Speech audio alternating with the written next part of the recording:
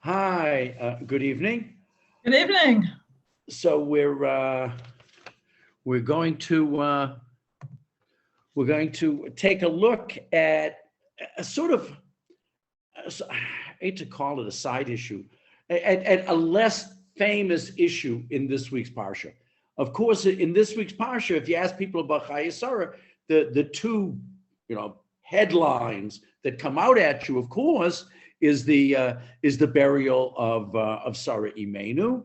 And this week, this Shabbat is always a big to-do in Hebron. It's always called Shabbat Hebron. And I don't know about this year, I haven't heard anything, but there were many years, 25, 30,000 people would come to stay in, extra people would come to stay in Kiryat Arba and in Hebron. And a couple of my kids have gone over the years. I was always nervous that they were there. But so that's like the headline. But the other, the secondary headline is that long story of the servant of Abraham, usually assumed to be Eliezer, even though his name isn't mentioned, finding Rivka for Yitzchak.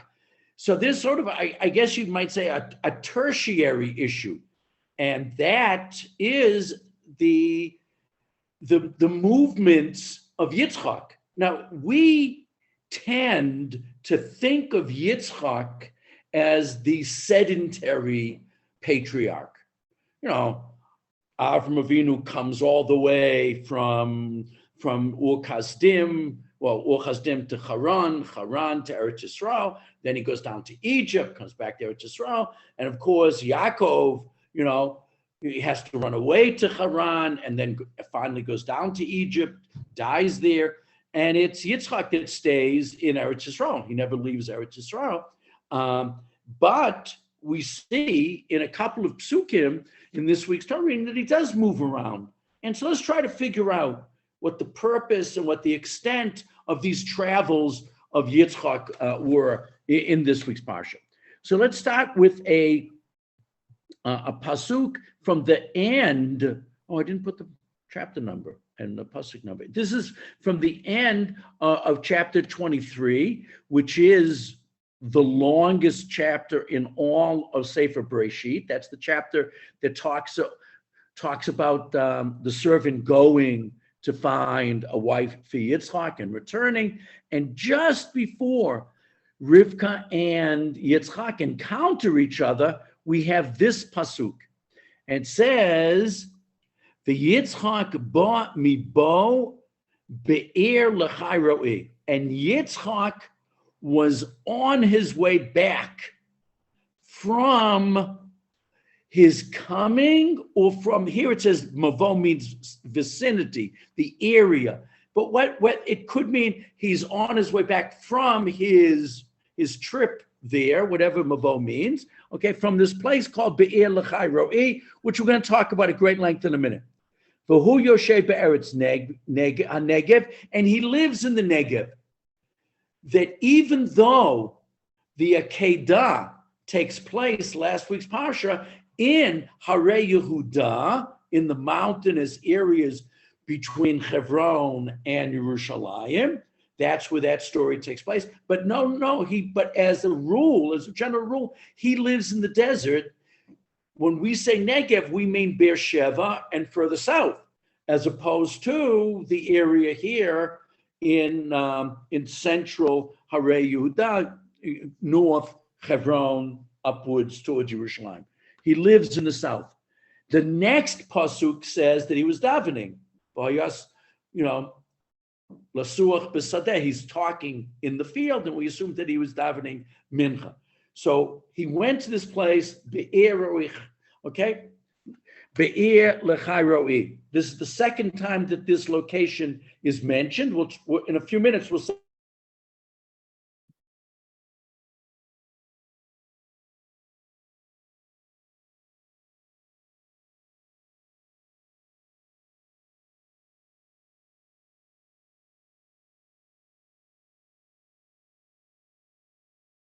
Mot Avraham, and it was after Avraham passed away. Vayevarech Elokim et Yitzchak. and God blesses Yitzchak, his son, the son of Abraham. It's so amazing. We make a big deal about the bracha given by Yitzchak to Yaakov. And it's such a big deal. Esav is ready to kill him over it. And then we have the brachot at the end of Sefer Bereshit. Yaakov gives all of these brachot to the 12 sons, and the 12 sons, but two and plus 2 grandsons. And a big deal is made. But Avram Avinu dies, no bracha. He doesn't give a bracha to Yitzchak. So where did these later, patriarchal individuals come up with this idea that blessings are such a big deal when Avram didn't do it for Yitzchak? Instead, HaKadosh Baruch Hu gives him a bracha. That's a great topic for its own discussion, but I'm just mentioning on the side. You're going to see, I want to focus on the travels and the places where Yitzchak lived. And then it says, Vayeshev Yitzchak im be'er lechai ro'i. And Yitzchak decides to settle in the neighborhood, in the area around be'er lechai ro'i. So the first time be'er lechai ro'i is mentioned is in chapter 16, a few chapters back, verse 14, when Sarah demands that Abraham throw out the Shivcha Hagar together when she was pregnant with her unborn baby. This is the first time she gets thrown out, and she starts to cry, and she's really forlorn. And at that point, an angel appears to her at this place, and lo and behold, here's this miraculous well. Okay. And there's another miraculous well when she gets thrown out with the son and doesn't come back. That might also be Be'er Lechai Ro'i. I think it is, but it doesn't mention it over there. But here it mentions it twice. This Be'er, this well, which is connected to Hagar and to a lesser extent to Yishmael, here is Yitzchak hanging around there. He finds this as an interesting place to go. Before we talk about Yitzchak's connection to this location, this clearly significant location, I want to give 4 different interpretations for what the name means. The 3-word name, Be'er, a well, okay, Lechai, have something to do for life. Ro'i has something to do with seeing something. So those 3 words, we're going to see 4 different interpretations. The first one is the Ibn Ezra. Be'er Lechai means the well of him who will be alive next year. This well, promises you're going to live to see the next year. And that was very important for Hagar, who thought she was going to die in the desert. So this Be'er is like an assurance you're going to Lechai for life. For how long? At least another year. Okay. The well was so called because the Yishmaelites, that's the descendants of Yishmael, we call them Arabs, okay, held annual festivals at this well. It is still in existence and is called the Well of Zamum. Now, we don't know what the Ibn Ezra is talking about here. The Ibn Ezra lived in Spain and really talked to Muslims. He's talked to Muslims and Arabs a lot about things having to do with Yishmael and Eretz Yisrael. So he himself didn't go to Eretz Yisrael, but he got these reports about these things, and he's identifying it. There are a lot of different opinions. There's an opinion that this place appears in Jordan. There's another opinion that it appears in the Sinai, near where the Jews camped during the 40 years in the desert. I personally think it's a beautiful place called Ein Avdat, Ayin Vet Dalid Taf. If there was more room in the sheet, I would have put a little map. It's very close It's very close to kibbutz Stay Boker, where Ben Gurion lived in the Negev. It's a beautiful, beautiful hike in the desert. It's about halfway between Beersheba and Mitzpeh Ramon, a little bit closer to Mitzpeh Ramon. And that whole area is watered by this major water source that literally comes out of the ground and makes a waterfall. It's very, very beautiful location. And it seems like a miraculous place. And visiting there is really very, very cool. And anyways, that location gets my vote. The JPS, the Jewish Publication Society, its translation of the name, Be'er L'chai Ro'i, the well of the living one who sees me. So the living is not a reference to the visitor. It's a reference to Hashem, who provides the water. So, we've got these words that mean a well, something about life, and something about seeing. So, but we're not sure who it is that's living and who it is that's seeing. So we got two totally different interpretations. The Radak, Reb David Kimchi, writing in the 14th century. This is why anyone who counters the well, where the angel had appeared to Hagar at the time, seeing that an angel lives eternally, the word lechai, to the living one, is a reference not to God, but to the angel, is an apt description for such a creature. So it's not describing God, it's describing the angel. And I apologize, I skipped the Targum Yonatan, which is probably the most popular approach. So I guess it's best we do it last. The Targum Yonatan, which is the Aramaic translation of a more midrashic type of Chumash, the well at which the living and eternal one was seen, was revealed. So who's alive? Is it the person, the being that supplies the water? Is it the angel that appeared there? Is it God? Is it the person that comes there and drinks the water and is blessed with another year of life? Who gets seen? Is it the person that comes that gets seen? Does the person that comes see something else? And we have every possible permutation over all of these possibilities. But I like to think that the Targum Yonatan is the right one. It's a place where godliness is revealed, and that's what the desert is about. The desert is really about this sense of mystery and otherworldliness. And it's no coincidence that when you walk through the canyon on the way to the well and the flowing waterfall, if you look up on the walls of the canyon on either side, you can see caves. And there were mystics, both, to the best of my knowledge, no Jewish mystics. Jewish mystics tend to go north to Tzfat. But there were both Christian and Muslim mystics that lived in this area. There's something about the aura of the desert, number one, and number two, the water seemingly miraculously appearing out of nowhere in the middle of the desert. It's just breathtaking. And so the mystics would go there and really find these niches in the wall and live there. Some of them apparently for many years. Many of the little caves, if you get a chance to go in them, you can see crosses carved into the very soft stone of the area, sandstone.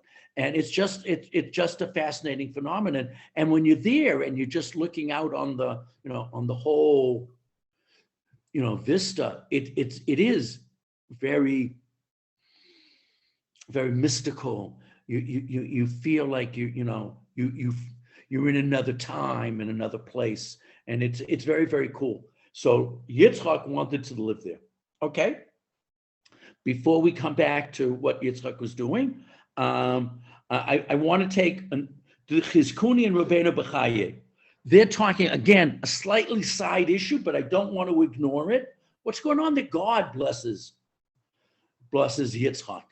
That, Nobody else. I mean, we don't see God blessing Yaakov. We don't see God blessing the Shvatim, the 12 sons. So the Chizkuni on this says, it came to pass after the death of Abraham that God blessed Yitzchak. Rashi explains that although God had bestowed the power to bestow blessings on Abraham, that's the first thing that God said to him. Whoever you bless will be blessed. No, give a bracha to your children. In fact, had given him a free hand on whom to bestow his blessing. He had not made use of this power to bless Yitzchak. He didn't give Yitzchak a bracha. Rabbi Nehemiah, this is a midrash, claims that although Avram had passed on that power to distribute blessings to Yitzchak, he himself had not conferred a blessing on his son, so that God had now made up for this omission on the part of Abraham. Fascinating. So why didn't Avram do it? It's interesting that I think that the answer in this one, in this interpretation, we're going to see Rabbeinu Bechai in a minute. I think that once Abraham gave the power of blessings to Yitzchak, he didn't feel that he could give blessings anymore. He said, Yitzchak, the job of giving blessings is now yours. I now refrain, which I think is an interesting approach. I am no longer a blesser since I have bestowed that particular power, that particular trait upon you. Rabbeinu Bechai. The Talmud, Sota 14, reports something similar concerning where God is reported as blessing Yitzchak, right here. This occurred immediately after the death of Avram, Yitzchak's father. God's blessing is understood as a blessing bestowed on mourners. No, it's not what's going on. According to it, I like the Chizkuni, but what the Rabbeinu Bechai says is interesting. What we learn from here is we're supposed to say a bracha to mourners. And we do. When the mourners leave the gravesite, we line up and we say, may the omnipresent bless you amongst all the mourners of Zion and Jerusalem. And we do bestow blessings on mourners. And according to Rabbeinu Bechai, that's what's going on. That God wasn't replacing a parental bracha. He was giving him the birchat avelim, which we still do to this day. And this may be one of the sources for that particular mitzvah. Okay. According to the understanding of the Talmud, the blessing described there is the comfort expressed to the bereaved over their loss, in that instance of Yitzchak and lost father. Okay.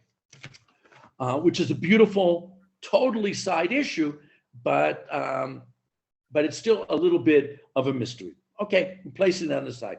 Here's the real issue of the evening. What the heck is Yitzchak doing in this area clearly identified with Yishmael and Hagar? What's going on? Why does he go to this Yenemveld in the middle of nowhere to hobnob with the people that apparently he should view as his, I don't want to say his enemies, but with with the people with whom he had competition for the love of Avram. So let's take a look back up above the Chizkuni Rashi. From now on, we're going to go, after this, we'll go in order. Sorry, I'm jumping around a little bit. Rashi says he had just come from the well at Lechai Roi before he gets to meet Rivka. So why did he go there? So Rashi says he had gone there to bring Hagar back to Abraham, that he may take her again as his wife. Now we know that these verses about, the taking of the wife for Yitzchak, and then the next verse, the beginning of chapter 25, it says right away that Avram got married again to a woman called Keturah. So there's a big machloket. Is she another woman but most of the commentaries are not happy with introducing a new character this late in Avram Avinu's life. And they say, no, Keturah is just another name for Hagar, and this Rashi is feeding into it. It's not just that Avram Avinu was remarrying Hagar. Yitzchak wanted him to. This is a very beautiful thing that a son, a child, wants their widowed parent to remarry, to not live the rest of their lives alone. I think that's very, very beautiful. I think it's a wonderful thing. I'm always pleased when kids encourage parents to remarry, and I'm always a little disappointed when kids, adult children. And I remember when I was doing more rabbinic things in Connecticut, and people would say, I really didn't want him to get married again. I did really want her to remarry. Really? But what? Yeah. Listen to Yitzchak. Yitzchak knows what he's doing. This is whether it's Hagar or it's somebody else, Yitzchak is not just approves, he was a participant in making sure that this would happen. So I want to now go down to it says Dr. Yoshi Fargion. I have no idea who this particular person is. This article appeared on the Yeshivat Har Etzion website, and I read the article and I found this passage in it interesting. Usually I know the people out that I'm quoting from, but in this case I don't.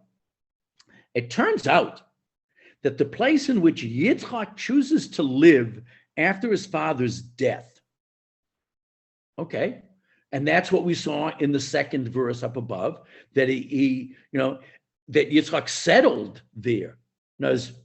He settles there, but not one of the places in which his father had lived. We would have assumed that Yitzchak, who tended to be less adventurous than his father or his son, less of a traveler, would have chosen to live in either Beersheba or Hebron. But he doesn't. He chooses to live another place much deeper into the Negev desert. Why is that? Okay. But rather a place connected to the story of the birth of his expelled brother Yishmael. Wow, exclamation point. It is easy to see that the story of Yishmael's birth hovers in the background of our chapter. In other words, the stories about the marriage of Yitzchak, the remarriage of Abraham, and then the death of Abraham, those stories, end of chapter 24, beginning of chapter 25, are bracketed by mentions of this miraculous location connected to Hagar and Yishmael in the deep desert. Okay. Implied not only by the fact that Be'er L'chai Roi is mentioned almost exclusively in these two stories, two of its only three mentions in the Torah, but also by the very name of the well, which is so named because of the revelation of Yishmael's imminent birth. The knowledge that was gained at this well when Hagar is there the first time back in chapter 16 was doing what? That's where the angel said, oh, he's going to be Yishmael, he's going to be a great nation, and he'll be a little wild, but he'll be powerful. But what could cause Yitzchak to visit that desert well? What's Yitzchak doing there? Is it possible that despite Yishmael's expulsion from Avram's house, an expulsion that damaged the relationship between Avraham and Yishmael, Yitzchak continued to maintain a relationship with him? When Yitzchak makes his way to Be'er L'chai Roi, the area where his rejected brother lived, this time it is not just to visit as he used to during his father's lifetime, but for permanent residence. That it really does look like Yitzchak is trying to reestablish a relationship with his estranged brother. Nobody says, we're going to see more comments like this in a minute. We're going to go to Rabbi Sachs and then Rabbi Kahn in the back. but what's interesting is nobody is going to criticize Sarah, but there's sort of an implied criticism of Sarah, because Sarah is saying, no, I don't want this kid near my son. But the son, after he's grown and is no longer as impressionable as a child, which was what Sarah was worried about, wants to reestablish a relationship with this estranged brother. Okay, we're going to see more of that in a minute. But it is fascinating that this least adventurous of our avot picks a totally different new place to live in. Both Avram and Yaakov spend most of their lives in Israel, when they were in Eretz Yisrael, going back and forth between Hebron and Beersheba. But that small, about 18 kilometer, about 12-mile distance was too small a world for. No, I take that back. No, it's 18 kilometers to Efrat. It's about 40 kilometers. But that 40 kilometer distance between Hebron and Beersheba, 40 kilometers, 22, 23 miles for people that still think in miles. That distance, was like too small for Yitzchak. He has to go further into the desert. I just want to make one comment that many historians have made. A couple of Chazal, some rabbis, but mostly historians, that generally speaking, Avraham and Yaakov spent their summers in Hebron, in the hilly area, and then migrated to Beersheba in the desert, flat desert area in the wintertime, because it's very hot in Beersheba in the summer, and it's very cold in Hebron in the winter, and they would move their flocks where it was easier living, and then so they would spend half the year in Hebron and half the year in Beersheba. Okay, Rav Sachs. When Isaac heard that his father was seeking a wife for him, he's sort of combining a couple of ideas we've talked about. When Isaac heard that his father was seeking a wife for him, he said, "Shall I be married while my father lives alone?" I love that. I know I'm not married yet, and I know I have to get married. It's my responsibility to carry on the tradition and the family. But my father, I have to take care of my father. I will go and return Hagar to him. So Rabbi Sachs is also of the opinion that the second remarriage was again Hagar. Hence the sages' answer to the question, who was Keturah? She was, they said, none other than Hagar herself. Now I have to say something about this. I've mentioned this before. Whenever there is a mystery personality in the Torah, it's very common that the sages will try to associate this anonymous person with an already known character. They don't like loose ends. They like everybody to be connected, nice and neat in their interpretations of Tanakh. Okay.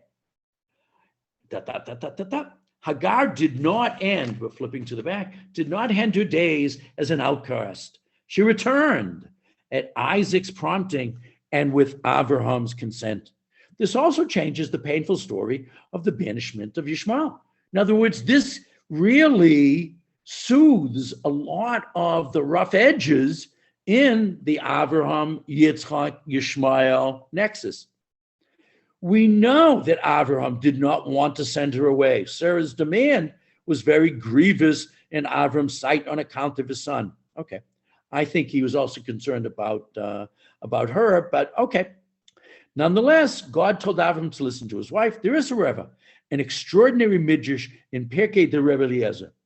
This is a relatively early midrash, probably from the 3rd, 4th century. His wife, not knowing, in Pirkei de Eliezer tells us how Avram twice visited his son, that twice in all of those years, okay, we're talking about in that 37-year period from the time that she gets sent away to the time that that Sarah dies.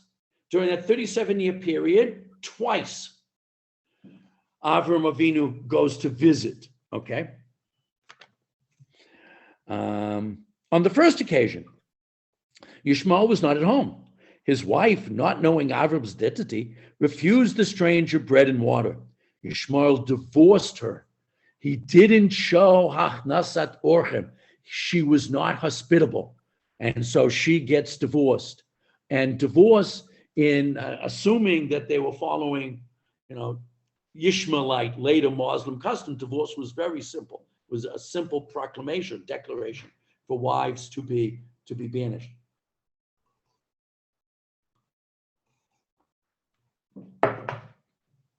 So this displeased Yishmael, and so he divorces her and marries a second wife named Fatima. I don't know how to pronounce it really. But this is an Arabic name. This time, when Avram visited, again, not disclosing his identity, the woman gave him food and drink. The Midrash then says, Avram stood and prayed before the Holy One, blessed be he, before the Kadosh Baruch Hu, and Yishmael's house became filled with all good things. So in other words, he does give Yishmael a bracha. It's sort of even funnier. He doesn't give a blessing to Yitzchak, but he does give a blessing to Yishmael. Well, Yishmael needed it, Yitzchak didn't. Okay.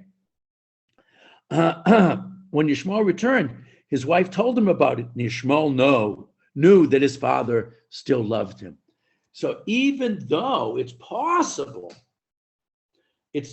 I don't want to say probable, but possible that Avram and Yishmael never saw each other again. We know Yishmael does come to help bury, to his funeral, but we don't have any record, and the Midrash doesn't help us with any attempt to say that Avram and Yishmael ever met again, which is very sad, okay? Especially since Yishmael now knows that Avram still loves him. Father and son were reconciled. Beneath the surface of the narrative in Cheye, the sages read the clues and piece together a moving story of reconciliation between Abraham and Hagar. The idea of Abraham Avinu being on the outs with anybody bothered Chazal. Abraham was just Mr. Nice Guy. Everybody loved Avram, and Avram loved everybody. And the whole idea of him going decades with people holding a grudge against him is like inconceivable. And so Chazal sort of help us to find a way to deal with this inconsistency in the narrative about Avram Avinu. Okay. Beneath the surface of the narrative, and on the one hand, Isaac and Yishmael on the other. So Avram gets back together with Hagar, Yitzchak gets together with Yishmael. And it's very, very beautiful. That's the way it's supposed to be. That even though we have, a period of, estrangement, but we, eventually we find our way back. Now, before we talk about this bigadol in the greater picture, which we'll come to in a few minutes, this should be true of families too. I want you to know that there were many times when parents would come to me, especially during my time when I was in Chutz La'aretz, whether it was before I made Aliyah in the 70s and early 80s, or later when I was, in Stamford, Connecticut from 2001 till 2017, that people would talk to me about their children marrying people that they didn't approve of, either not Jewish in some cases, or in other cases, not observant. And it disturbed them. And what should I do, Rabbi?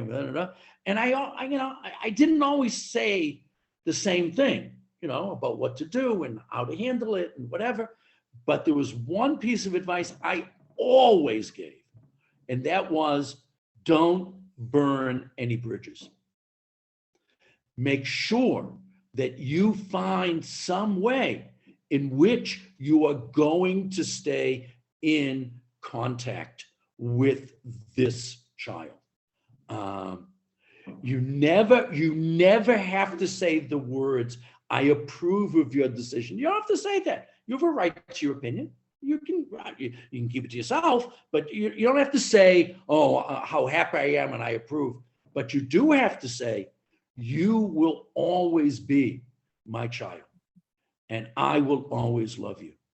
You can leave off the other stuff, but make sure that you always say that. And when I read this material here from Rabbi Sachs, it sort of, confirms what was my position on this situation. I know that there are stories in Europe and even earlier in America. I don't know if England has such stories about people that would sit shiva for children that would marry out. I have to tell you why that happened in Europe. That happened in Europe because Jews and Gentiles lived very, very separate lives. And generally speaking, if a child married out and converted to Christianity in Eastern Europe, you never saw them again. So it was ke'ilu, as if they were dead, because you literally had lost them to a different world. And so it seemed that it's a little bit appropriate to do this since they're never going to see them again. The idea of someone leaving the Jewish pale or ghetto or area and coming back was unheard of. Through much of European Jewish history. It's a little bit different in Muslim countries, but in European Jewish history, it was basically unheard of. You never saw them again. And that's the reason that people, someone's, and Margaret saying, it did happen in England. Okay. I mean, it did happen in America too, but it was mostly an Eastern European phenomenon. And there was logic to it based on the fact that they never expected to see them again. So for all intents and purposes, that child was dead to them. And so I always talk to these parents, make sure, who knows what's going to happen in the marriage. We know in America, 50% of marriages don't work out. So don't burn any bridges. Be'ezrat Hashem, they'll be back.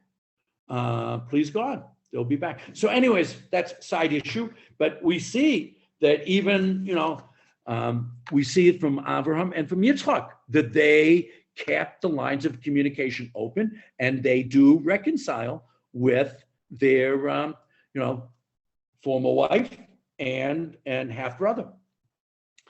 Yes, I'm at the end of Rabbi Sachs at the top of the back page. Yes, there was conflict and separation, but that was the beginning, not the end. Between Judaism and Islam, there can be friendship and mutual respect. Abraham loved both his sons and was laid to rest by both. There is hope for the future in the story of the past. I would like to know, and I couldn't find, what year this came out. I saw a couple of dates on it, and they didn't seem right. One of the dates on it was after Rabbi Sachs died. I think that was just because it got reprinted then. It might have had something to do. Okay, let's look at the chat. We have when my nephew married, my rabbi said it used to be a parent-child wouldn't come to marriage. The child might reconsider. Today, the family that does that is viewed as a fanatic on who would want to be a part of that anyway. Whether or not they went to the wedding, I on purpose didn't bring up the wedding because there were different situations. When the wedding was out of town, and some places way out of town, then it was easy for the parent to miss it and then try to do something else, be in touch.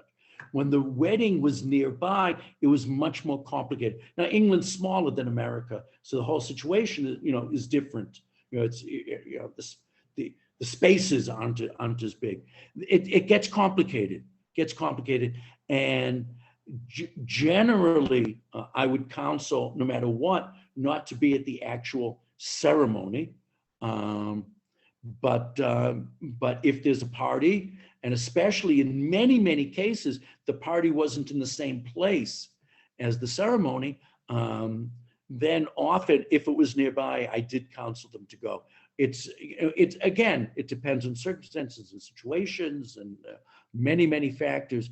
But the biggest takeaway is always don't burn bridges, because Baruch Hashem, we have a lot of these sad situations like ours with happy endings, and that's always good to know. And sometimes the happy ending isn't the parents. Sometimes the happy ending is a child. There's a child that starts to make inquiries about Judaism and finds their way back. But that only happens if we keep the lines of communication open. Okay. A fascinating topic that is worthy of much more discussion than today. Okay, let's take a look at Rabbi. Oh no, before I go to Rabbi Khan, sorry, I want to say something about Rabbi Sachs. Rabbi Sachs's point is important here at the end, and I'd like to know the exact date that he wrote, and it was hard to figure out. Maybe I could probably pinpoint it if I put more effort in. Did it have to do with what was going on? Like you can say a lot of things about Trump and all the craziness going on. Okay. However, as Jews, we do have to say thank you to him for a number of things. Besides moving the embassy to Jerusalem, which is good for everybody except for us, because it just makes traffic for us from Derek Hebron. But otherwise, it's a great thing. The other thing is the Abraham Accords. And even though, behind the scenes, we already did have relations with a lot of these countries in terms of, but now the fact that people can just visit freely and don't have to have a second passport, and all that kind of thing, it's really a wonderful thing. And we're seeing, I know that there doesn't seem any way forward with our Palestinian neighbors. I have so little hope for that right now. But in the bigger Arab/Muslim world, we're really developing friends, whether it's the UAE or it's Morocco. Things are happening, and we should be happy about this and try to encourage it. And hopefully the next domino to fall will be Saudi Arabia. And this should give us the sense of we do want to reestablish positive relations with Muslims. Throughout much of Jewish history, Muslim countries were much warmer climates for Jews to live in than Christian countries. Islam and Judaism have always, until we started fighting over Eretz Israel, Muslims and Jews always got along better than Christians and Jews. And it's it's something that Baruch Hashem seems to be happening again, and we should encourage it and be happy about it. And Yitzchak and Yishmael may have shown the way for that. Okay, my political comment for the night. Okay, my political comments are pretty much valueless, but I figured I'd said it anyways. Okay, Rabbi Khan. Here we find Yitzchak comforted after the death of his mother by marrying Rivka. So apparently he had been mourning, but where was he? The particular destination of his travels is instructive. Be'er Lechai Ro'i, which we've been talking about, and I believe is this beautiful oasis just south of Kibbutz Sde Boker. We have heard of this place before. Hagar gave this place its name when she ran away from her mistress, Sarah. Rashi notes Yitzchak's choice of destination and finds within it an indication of the very tender relationship between Avram and Yitzchak. We saw that comment that he was going there to bring Hagar back to comfort his now widowed father. Yitzchak traveled to Be'er Lachai to fetch Hagar. Fetch. I would have changed that word. Fetch doesn't, that's, I'm okay. I don't like that word. Okay. To bring back Hagar. Avram's estranged wife. Avraham is worried about his son and arranges to bring an appropriate wife for him, while at the same time, Yitzchak is concerned about his father's loneliness and brings him a familiar companion. Very beautiful. It's like some of those, they're like fairy tales about someone's working hard to do something for X, while X is working hard to do something back for Y. It's very beautiful. Okay. The Ramban focuses on the spiritual qualities. And this makes a lot of sense because Yitzchak is the most spiritual of our avot. He was less of a man of action and more a personality of the spirit. Based on the language, he understands that this is a place that Yitzchak frequents. He's going to say it a little bit differently. This is his designated place of prayer. We were talking about this is where he's going to live. And it's a nice place to live because there is a very secure water supply, even though it's a desert. It's got this water supply. So it's a good place, an oasis. But no. Rav Khan is dealing with another spiritual aspect of this place. It's his designated place of prayer, for this is a place of revelation. It's a place where the living God is seen. Okay, he's interpreting the name. Or an angel, he's going to say an angel. An angel appeared to Hagar there. This is a place of prophecy. Given the proximity to his home, he chooses this as his spiritual sanctuary, his refuge of solitude. I'm going to take a little exception to this. If I'm right, and it's really Ein of that. That's a few day trip from Beersheba. It's not that he makes it sound like it's very close. Maybe Rabbi Khan had a different opinion over where this oasis was. There are other well sites in the Negev, but most people really push for Ein of that, and that's a ways. Even by car today, it's more than an hour drive, or at least an hour drive. And that's a ways in those days, moving with sheep and slowly on a donkey. It was much further south. I wouldn't say much, but a little bit further south from Beersheba than Yerushalayim was north, and definitely Hebron, much further than Hebron. But okay, be that as it may. Anyways, he felt that he didn't actually live there, but he went there to daven, which is beautiful. His refuge of solitude.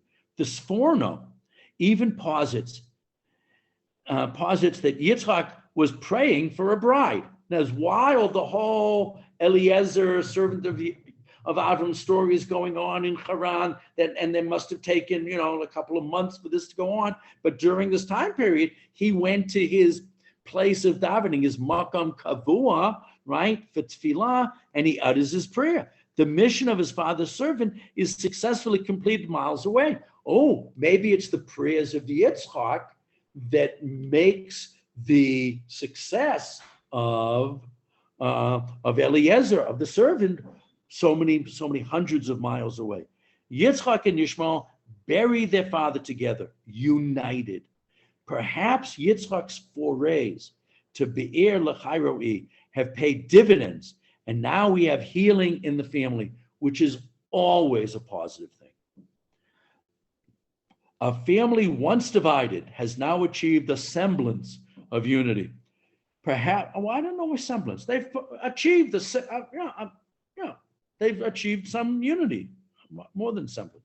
Perhaps as long as Sarah was alive, Yitzchak could not make this move, for it was his mother who had demanded the expulsion of Hagar and Yishmael. I mean, it wouldn't have been kibbud aim, it wouldn't have been respectful to his mother to to openly seem to support the position of Hagar in the family. Yeah, he wouldn't have done that while his mother was alive. But now that she's passed, he's more concerned for his father than he was earlier for his mother. And after Sarah's death, Yitzchak is free to try and bring people together, and he does. With Avram's death, Yitzchak goes one step further and chooses to live with Yishmael in Be'er L'Chai. This analysis may help us understand another relationship. The relationship between Yitzchak and his ne'er-do-well Esav. In other words, a little bit of a window onto next week's Parsha. That next week's Parsha, we've got another difficult parental relationship between Yitzchak and Esav. Perhaps Yitzchak, as the favored son, has made a conscious decision not to expel a son from his home despite his faults.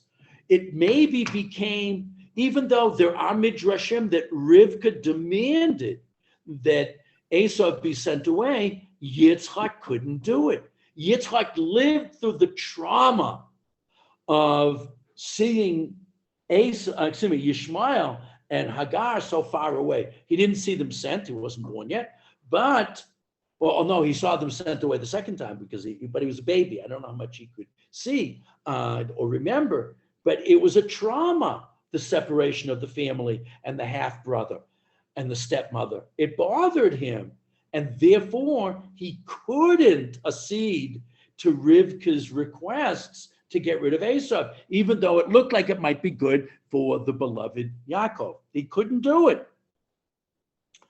Perhaps Yitzchak, as the Versa, made a conscious decision not to expel his son from his home, despite his faults. He has seen the results of such expulsions. He seeks to heal rather than divide or cause estrangement. So his behavior next week is to a certain degree predicated on the events from last week's Parsha back in Vayera and even more this week's Parsha. And he sees that the reconciliation is wonderful. And so he's hoping, against hope, that Esav and Yaakov will get together just like he got together with his estranged brother, Yishmael. Beautiful ideas. Whether you want to take it on the macro political scene between Jew and Muslims, or you take it on the family level, there's a lot to be learned from this story and the behavior of Yitzchak. Yitzchak, who we don't always see as socially adept, seems to really be on the ball in these relationships. And I think it's very powerful to see him in this slightly different light. We're running out of time. And there's another comment that I found again on the website from Yeshivat Har Etzion. From again, I don't know who this Beth Kislev is. I apologize. When waiting to meet his wife for the first time, he does not wait at home. Again, this is agreeing with Rabbi Khan that during the period when the servant / Eliezer is finding the wife, okay, he has gone down to Be'er L'Chai. He does not wait at home, but at the place called Be'er L'Chai, the well of the ever-living seer. Okay. This is a place that says something about who Yitzchak is and who he identifies with. Ironically, of course, Isaac ends his life with eyes weakening from seeing, the exact opposite of the vigor we are told Moshe retains at the end of his life when his eyes are not weakened. It's interesting. He eventually loses his eyesight, even though he lived in a place that talks about being able to see. And it's interesting that how does he lose his eyesight? And we don't know. The Midrash says because the angels cried into his eyes during the attempted sacrifice of the Akedah. And there, it could be just a normal aging process, I had cataracts removed a few months back, right? So I mean, in those days they didn't have the operation; you just went blind. So that's less clear. My wife is here and said that there is an opinion that Yaakov lost his eyesight, and that's why he put his hands out incorrectly. But then he says, but I know what I'm doing. So maybe he really didn't. We're not sure if he lost his eyesight. That's not, there is the opinion that he lost his eye, but that's not as clear. But it's interesting and ironic that he spends a tremendous amount of time in a place that seems to give eyesight. Be'er l'chai ro'i, about seeing, and nevertheless, he loses his eyesight. And I would like to sort of conjecture that as he grew older, he started facing more northward, Hebron, Eretz Plishtim.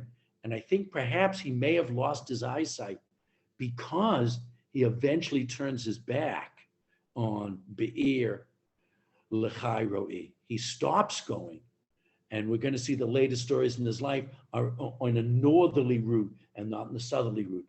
And maybe, just perhaps, he may never have lost his eyesight if he had continued to frequent the beautiful location of Be'er l'chai ro'i, which meant so much to him in his younger life, but apparently, eventually, he lost that connection after apparently the death of Yishmael, which also takes place in this week's Parsha. With the death of Yishmael, he apparently lost his connection down south, and only after that point he starts to lose his eyesight. So there's no irony in it. It's an explanation for it. And maybe he would have kept his eyesight if he could have continued his travels to Be'er l'chai ro'i, but I don't know. But what I like about looking at these different interpretations is not only that it brings a tourist site in Eretz Yisrael, Ein Avdat. If you ever go down south, try to visit it. If you go to Sde Boker, it's right nearby. If you go to see where Ben Gurion lived in the desert. But I think not only that, it also gives us insights into Yitzchak. And I think Yitzchak comes off very beautifully in these interpretations of what was going on in his travels between Beersheba and Be'er l'chai ro'i, and his relationships first with Rivka, which is a centerpiece of the Parsha, but also his relationship with his father, Hagar, and then his stepbrother, Yishmael. And it's nice to get more context for a Torah personality like Yitzchak, who normally we think of as sort of one-dimensional. And tonight, I hope we gave some more context and more texture to what was a beautiful life, that of Yitzchak Avinu. Okay, thank you so much for joining this evening. A little bit different, but I hope everybody enjoyed it. You can tell people that Be'ezrat Hashem will have the recording up tomorrow. A couple of people wrote to me that they wouldn't make it today. Okay. Thank you very much. Thank you. Thanks for coming. Good night. Good night. Good night. Oh, it's interesting.